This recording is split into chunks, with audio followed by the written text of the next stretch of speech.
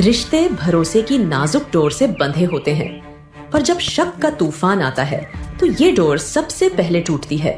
ये कहानी उस भरोसे की है और उस चमत्कार की जो भरोसे के टूटने पर ही पैदा हुआ। सुलोचना एक और उपला तोड़ती है। कुछ नहीं मिलता। वह अपनी बहू की ओर घूरती है। बोल, कहाँ है? जमीन खा गई या आसमान निगल गया? मेरे बेटे की मेहनत की कमाई थी वो, कोई मजाक नहीं था।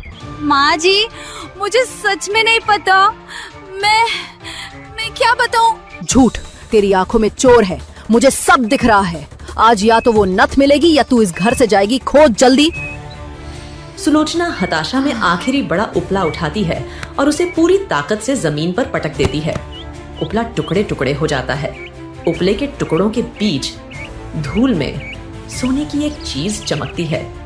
सुलोचना की आंखें चौड़ी हो जाती हैं। वह कांपते हाथों से उसे उठाती है। यह वही सोने की नथ है। एक पल के लिए सुलोचना की आंखों में राहत आती है, लेकिन अगले ही पल उसका चेहरा सफेद पड़ जाता है। वह एक और टूटा हुआ उपला देखती है। उसके नीचे एक और सोने की नथ चमक रही है। वह घबराकर दूसरे टुकड़े को हटाती है। वहां एक और नथ, तीसरा, चौथा, पांचवा। पूरा ढेर टूटे हुए उपलों और दर्जनों सोने की नथों से भर जाता है। हर नथ बिल्कुल वैसी ही है जैसे गौरी पहनती थी। सूरज की रोशनी में वे ऐसे चमक रही हैं जैसे जमीन पर तारे उतर आए हों। सुलोचना के हाथ से एक नथ गिर जाती है। उसका गुस्सा, शक, सब कुछ एक झटके में खत्म हो जाता है। उसकी जगह अब सिर्फ खौफ और हैरानी है। वह अपनी बहू की तरफ देखती है जो खुद यह देखकर हैरान है। ये क्या है? ये कैसा जादू टोना है लड़की? सच बता।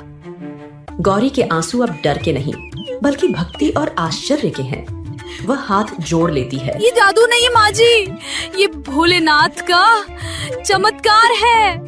और इस कहानी में एक ऐसा राज छिपा है जिसका जवाब आपको वीडियो के अंत में देना होगा, इसलिए कहानी को ध्यान से देखिएगा। चमत्कार अक्सर वहां होता है जहां इंसान की सोच खत्म हो जाती है, लेकिन इस चमत्कार की कहानी शुरू हुई थी श्रावण के पहले सोमवार से। घर बहुत साधारण है। गौरी, जो इस घर में नई नई आई है, नहा धोकर गीले बालों के साथ शिव की तस्वीर के सामने बैठी है। उसकी आंखें बंद हैं। चेहरे पर एक अद्भुत शांति और सुकून है। सुलोचना उसे दरवाजे से देखती है। उसके चेहरे पर कोई भाव नहीं है सिवाय एक गहरी चिंता के। गौरी पूजा करके उठती है।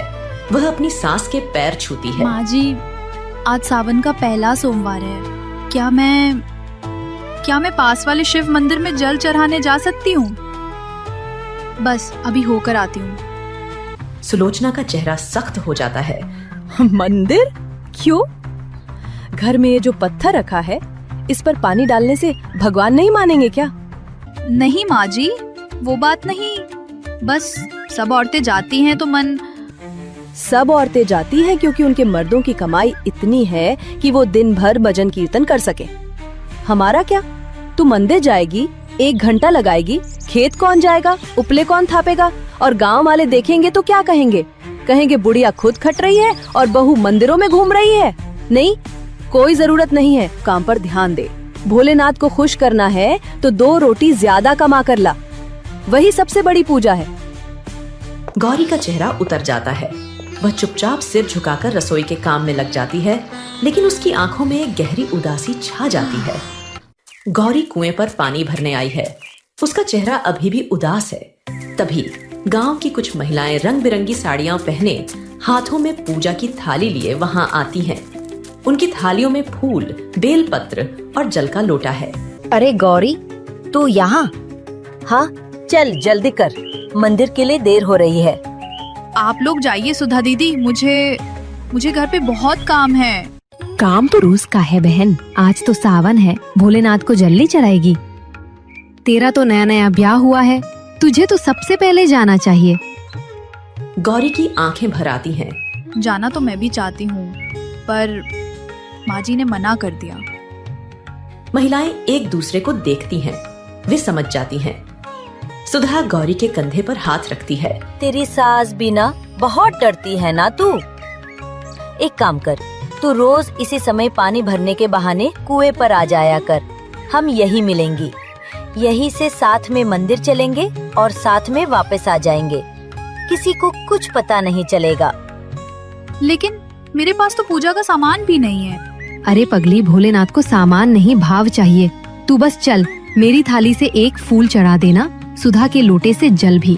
क्या भोलेनाथ राजी नहीं होंगे? गौरी की आंखों में उम्मीद की एक नई चमक आ जाती है। वह कृतज्ञता से उन्हें देखती है। आशा की डोरी थामे चली मैं भोले के पास, छुपते छुपाते पहुंची जहां महादेव बसते हैं। बस एक लोटा जल से हर पुकार वो सुनते हैं। बोलो ओम नमः शिवाय। सावन के महीने में गूंजे ओम नमः शिवाय। सावन का आखिरी सोमवार है। मंदिर में आज ज्यादा भीड़ है। गौरी एक कोने में खड़ी है। उसका मन आज कुछ विशेष करने को व्याकुल है। हे भोलेनाथ, पूरा महीना आपने मेरी लाज रखी, इन अच्छी सहेलियों से मिलाया, मुझे अपने दरवाजे तक बुलाया। आज आखिरी दिन है, मैं आपको क्या दूं? मेरे पास तो कुछ भी अपना नहीं है। ये कपड़े सास के हैं, ये चूड़ियां भी। उसकी नजर अपनी नाक पर पड़ती है। उसकी सोने की नथ जो उसके पिता ने शादी में दी थी चमक रही है। यह अकेली चीज है जो सच में उसकी है। एक पल के लिए वह हिचकिचाती है। यह उसकी शादी की आखिरी निशानी है। पर आपसे बढ़कर क्या है प्रभु, जिसने ये सब दिया, सब कुछ उसी का। वह भीड़ से बचकर शिवलिंग के पास जाती है। कोई उसे देख नहीं रहा। हर सांस में बस जपते जाओ नमः शिवाय। भोले के रंग में रंग जाओ नमः शिवाय। बोलो ओम नमः शिवाय। बोलो ओम नमः शिवाय।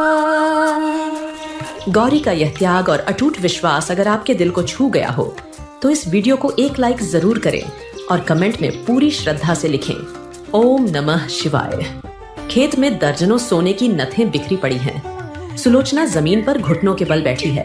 उसकी आंखों से आंसू बह रहे हैं। उसका सारा अहंकार, सारा शक पिघल चुका है। वह गौरी की तरफ देखती है जो हाथ जोड़े खड़ी है। तूने अपनी नथ शिवजी को चढ़ा दी? हाँ माँ जी, मेरे पास देने को और कुछ था ही नहीं। मैंने तो बस एक दिया था, उन्होंने तो भंडार भर दिया। सुलोचना उठती है और लड़खड़ाते कदमों से गौरी के पास आती है। वह उसे कसकर गले लगा लेती है। वह अब सास नहीं, एक माँ है जो अपनी बेटी की भक्ति के आगे नतमस्तक हो चुकी है। मुझे माफ कर दे बेटी, मैं कितनी बड़ी मूर्ख थी। मैं दौलत को गिनती रही और तूने तो खजाने के मालिक को ही पा लिया। अगर श्रावण की भक्ति में इतनी शक्ति है तो अगले साल मैं भी तेरे साथ चलूंगी। मैं भी अपने भोले को जल चढ़ाऊंगी। गौरी भी रोते हुए अपनी सास को गले लगा लेती है। आज शक की दीवार गिर चुकी थी और भरोसे का एक नया मंदिर बन गया था। कहते हैं भक्ति का रास्ता दिखाने वाला कोई भी हो सकता है। कभी कोई संत तो कभी कोई किताब, पर उस घर में भक्ति का रास्ता एक बहू लेकर आई थी। उसने अपनी सास को भगवान से नहीं बल्कि भरोसे से मिलवाया था, क्योंकि जहां भरोसा होता है शिव वहीं बसते हैं। अब बारी है आज के सवाल की। देखते हैं किसने पूरी कहानी ध्यान से देखी है। प्रश्न, गौरी ने श्रावण के अंतिम सोमवार को अपनी कौन सी कीमती चीज शिवलिंग पर अर्पित की थी? ए, सोने की चूड़ी। बी, अपनी चुनरी। सी, सोने की नथ। डी, चांदी की पायल। सही उत्तर नीचे कमेंट करें और बनिए क्विज चैंपियन। हो सकता है अगली कथा में लिया जाए आपका नाम। दोस्तों, हम सब मंदिरों में श्रद्धा से दान देते हैं, यह बहुत अच्छी बात है। पर कई बार क्योंकि मंदिरों का प्रबंधन सरकारी या अन्य बड़ी संस्थाओं के हाथ में होता है, हमें यह ठीक नहीं पता चल पाता कि हमारा दिया पैसा सीधे तौर पर धर्म की कहानियों या शिक्षा को फैलाने में कितना लगा। हमारे चैनल पर जब आप सिर्फ 29 रुपए महीने देते हैं तो आप अपनी आंखों से देखते हैं कि आपका सहयोग सीधे हिंदू धर्म की प्यारी कहानियां बनाने में लग रहा है। ज्वाइन करें और धर्म प्रचार में अपना सीधा योगदान दें।